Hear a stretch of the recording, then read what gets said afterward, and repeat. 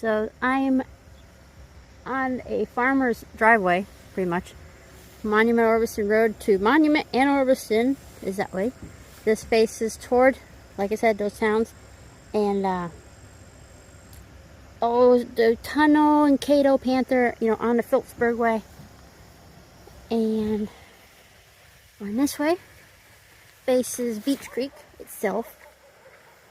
Beech Creek is that way. I'm back in Clinton County. But yeah, so here's the right of way. Kind of see it right here. Not much left, just you can visibly see it from Beech Creek to Monument and Orbison. Stay tuned for the next spot, guys.